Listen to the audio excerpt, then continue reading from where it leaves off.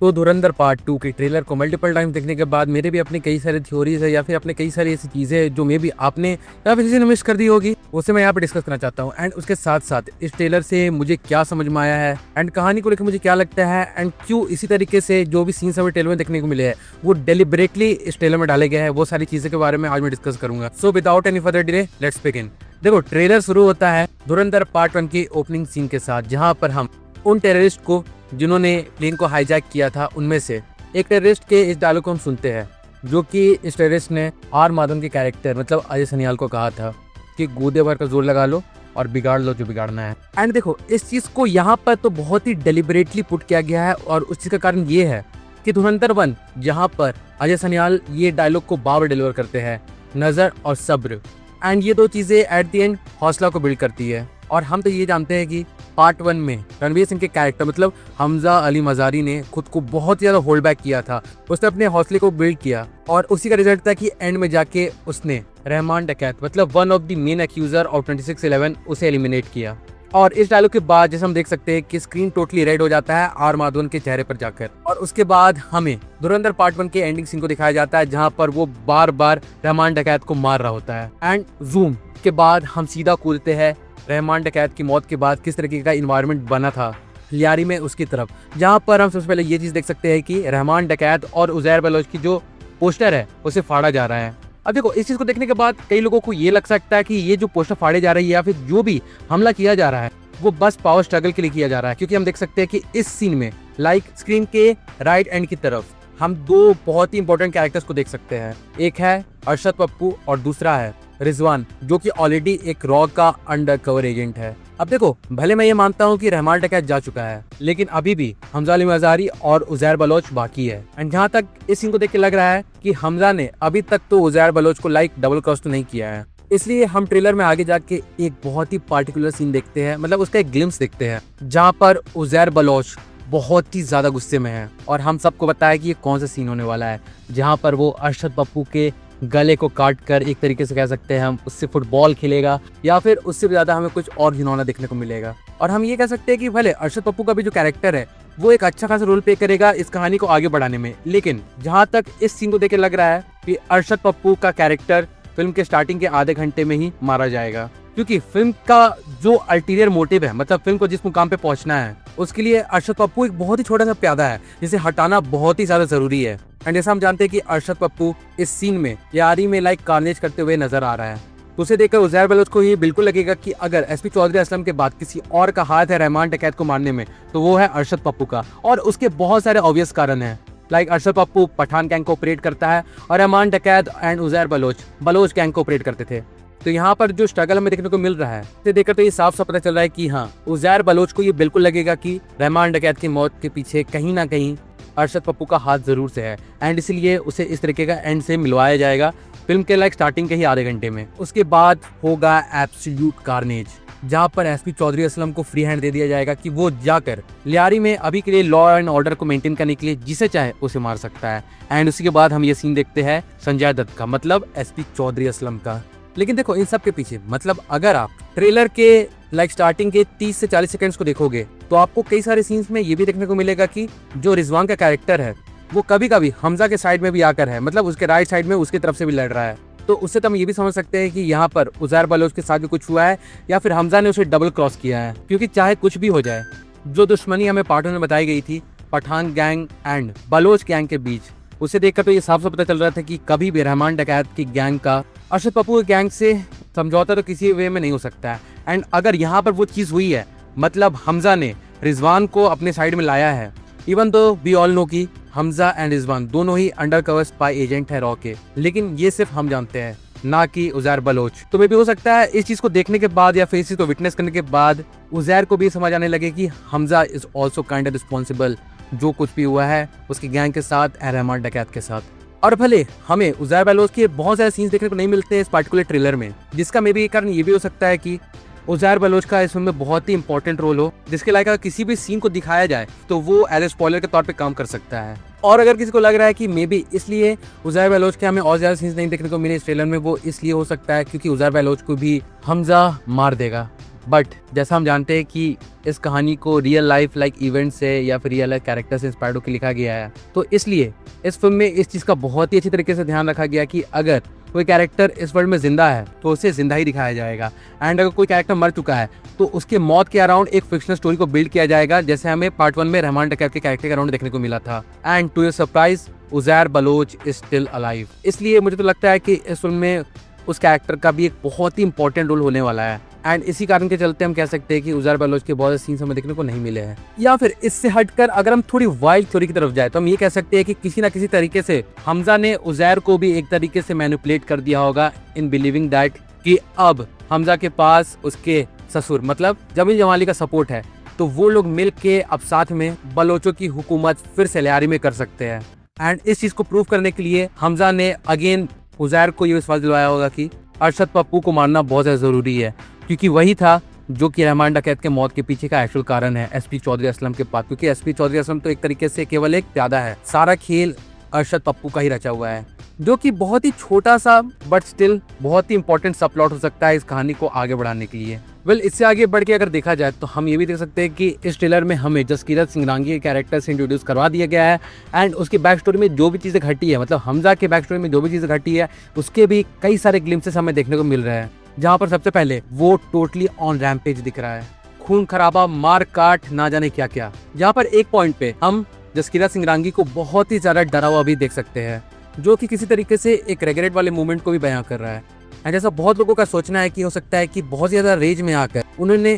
कई सारे ऐसे लोगों को भी मार दिया जो कि मे भी हो सकता है कि उसके माता और पिता के मौत के जिम्मेदार नहीं थे, एंड उसी चीज़ को विटनेस करने के बाद ही टर्न हिमसेल्फ इन। और ये तो हम सब समझ सकते हैं कि जसकीरत सिंगरांगी जिस तरीके से ऑपरेट कर रहे हैं, मतलब जिस तरीके से गन्स को ऑपरेट कर रहे हैं, जिस तरीके से वो फाइट कर रहे हैं, वो डेफिनेटली एक ट्रेंड फाइटर है, या फिर कह सकते हैं कि वो डेफिनेटली आर्मी से बहुत ही क्लोजली रिलेटेड है, या फिर कोई आर्मी ऑफिसर ही है। एंड ऐसा हो सकता है कि 1984 में जो 6 राइट्स हुए थे उसी से जसकीरत सिंगरांगी की स्टोरी भी इंस्पायर्ड हो, जिससे डेफिनेटली ऐसे टूल को यूज करके आदित्य धर एक बहुत ही बेहतरीन कहानी को बिल्ड कर सकते हैं जसकीरत सिंगरांगी के अराउंड। लेकिन फिर भी मुझे नहीं लगता है कि जसकीरत सिंगरांगी की बैक स्टोरी इतनी ज़्यादा सिंपल होगी कि मतलब 1984 के जो 6 राइट्स हुए थे उसमें उसके माता पिता को मार दिया गया एंड उसी का बदला लेने के लिए वो आगे बढ़े थे। बिल्कुल भी नहीं, ये कहानी उससे भी कई ज़्यादा डीप है एंड उससे भी कई ज़्यादा ट्रोमैटिक हो सकती है, मैं इस बात पर शर्त लगा सकता हूँ। इससे आगे बढ़े और हम वापस से हमजा की तरफ आए तो हम देख सकते हैं कि अब हमजा के पास पूरी तरीके से जमील जमाली का सपोर्ट है एंड उसी की बदौलत वो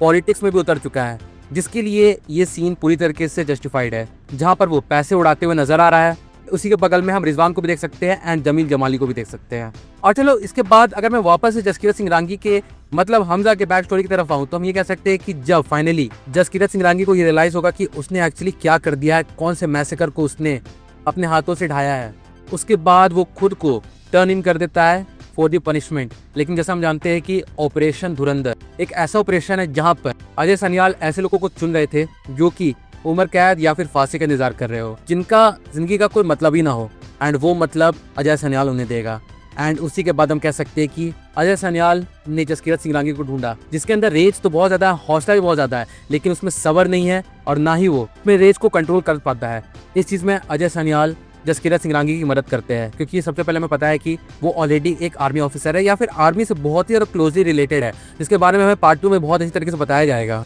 और जैसा अजय सनियाल ने कहा था कि हमारे पेशे में सबसे घातक औजार है नज़र और सब्र, जो हमने पार्ट 1 में विटनेस कर ही लिया है। और उसी नज़र और सब्र की बदौलत जो उसने हौसला बिल्ड किया, उसी के बदौलत अब वो शेरे बलोच बन चुका है, जो कि हमें मल्टीपल सीन्स में देखने से पता भी चल रहा है। मतलब जसकीरत सिंगरांगी अब पूरी तरीके से हमजा अली मज़ारी में ट्रांसफॉर्म हो चुका है एंड अब यहाँ से वापस लौटना नामुमकिन है। इसके बाद अगर हम किसी और कैरेक्टर की तरफ आए तो वो है मेजर इकबाल का कैरेक्टर, जो कि इस पार्ट का सबसे लीथल विलन होने वाला है। अब जैसा हम जानते हैं कि मेजर इकबाल जिस रियल लाइफ कैरेक्टर से इंस्पायर्ड है, मतलब इलियास कश्मीरी, एंड मेजर इकबाल इस सीन में जो डायलॉग बोलता है कि उसने एक हिंदुस्तानी काफिर का सिर काट के परवेज मुशर्रफ के दस्तखाने पे पहुंचाया था, वो भी रियल लाइफ से इंस्पायर्ड है, या फिर सीधा रियल लाइफ से डायरेक्ट कनेक्शन रखता है, जहां पर इलियास कश्मीरी ने एक्चुअली में इस काम को किया था, very cut off one of our Indian soldiers head completely, जिसके बारे में मैं यही कहूँगा कि हमें पार्ट 2 में इस चीज़ को बहुत ही अच्छी तरीके से दिखाया जाएगा। लेकिन इसके बाद हम कह सकते हैं कि मेजर इकबाल को इस बात का तो आइडिया लग गया है कि रहमान डकैत की मौत के पीछे अगेन किसी हिंदुस्तानी काफिर का हाथ है, क्योंकि वो इस चीज को बोलते हुए भी नजर आता है। वेल, इस ट्रेलर में भी हमें अभी तक ये बताया नहीं गया है कि बड़े साहब एक्चुअली में है कौन। क्या वो दाऊद इब्राहिम है या फिर कोई और कैरेक्टर है जो कि अगेन रियल लाइफ से इंस्पायर्ड है। वेल, उसे लेकर तो अपने कई सारे मल्टीपल थ्योरीज बनते रहते हैं, लेकिन उसके बारे में अभी हम कुछ ऐसी बातें नहीं करेंगे क्योंकि ट्रेलर में हमें वैसा कुछ दिखाया नहीं गया है। लेकिन फिर मेजर इकबाल के इन सारे डायलॉग्स के बाद अगर हम आगे बढ़े और जो आगे सीनों में देखने को मिलता है जहाँ पर हमजा रोता हुआ नजर आ रहा है, जो कि मुझे तो लगता है कि किसी तरीके का कन्फ्रंटेशन सीन है। लाइक इस सीन से पहले यलीना और हमजा के बीच में एक सीन हुआ होगा जहाँ पर यलीना कन्फ्रंट करती होगी हमजा को, एंड मे बी यलीना को पता चल गया होगा कि हमजा एक्चुअली में है कौन, बट वहां पर कोई ऐसा वॉलेंट एक्टिविटी नहीं हुई होगी एंड हमजा ने फॉर नाउ, मतलब इस सीन को देखकर तो यही लग रहा है कि यलीना को जाने दिया होगा एंड इसी कारण के चलते वो इस तरीके से रिएक्ट करता है। मतलब अब उसे डिसीजन लेना है, चाहे तो यलीना को मार सकता है जो कि उसकी सिविलियन एसेट है, या फिर उसे छोड़ के खुद की मौत को न्योता दे सकता है।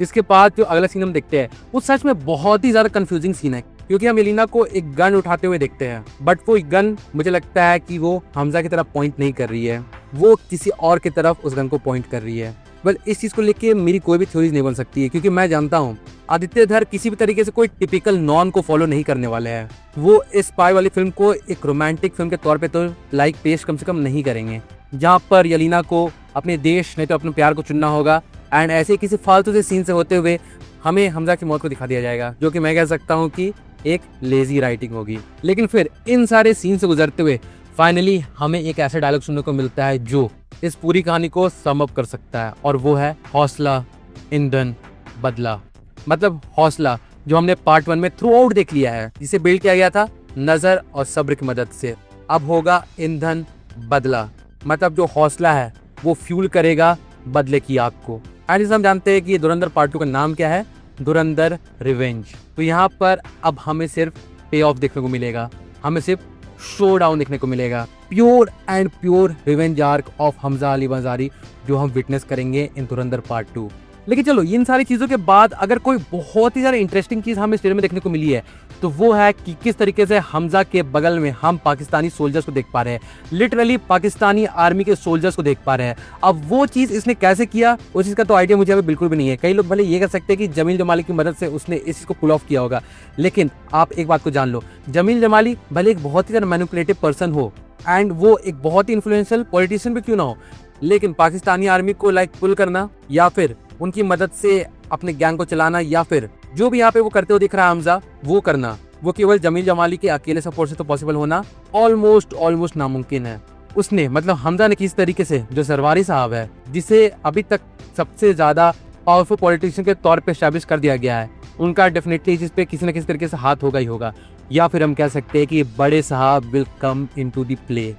मतलब इस चीज के पीछे और किसी के नहीं बड़े साहब का हाथ होगा, जिसे देखने के बाद बहुत लोग ये कह सकते हैं कि किसी तरीके से हमजा अली मजारी ने मैनिपुलेट करके जरवारी साहब एंड इवन बड़े साहब को मेजर इकबाल के अगेंस्ट कर दिया होगा। क्योंकि हम जानते हैं कि भले कोई किसी भी मकसद से किसी भी घिनौने काम को लाइक अंजाम दे, लेकिन एट द एंड अगर कोई भी चीज कहीं पे आकर रुकती है तो वो है पावर स्ट्रगल। जहां पर मेजर इकबाल की बात हो, बड़े साहब की बात हो, सरवारी साहब की बात हो या फिर जमील जमाल की बात हो, सबको पावर चाहिए, सबको एक कंट्रोल चाहिए। पार्ट 2 में मुझे लगता है कि इन सारे कैरेक्टर्स के बीच हमें एक पावर स्ट्रगल देखने को मिलेगा, जिसके बदौलत एट द एंड या फिर कह सकता हूँ कहानी में हमें बड़े साहब हो या फिर जरवारी साहब हो, वो मेजर इकबाल के अगेंस्ट में जाते हुए देखेंगे, all thanks to the manipulation of Hamza Ali Mazari. क्योंकि हमने ऑलरेडी पार्ट 1 में देख लिया है कि Hamza Ali Mazari is an absolute trend manipulator. वो कितनी अच्छी तरीके से नजर और सब्र को मिलाकर जो मैनिपुलेशन की ट्रिक वो खेलता है, इसके सामने टिकना ऑलमोस्ट नामुमकिन है। लेकिन अगर आप देखो तो जो कहानी है धुरंधर की,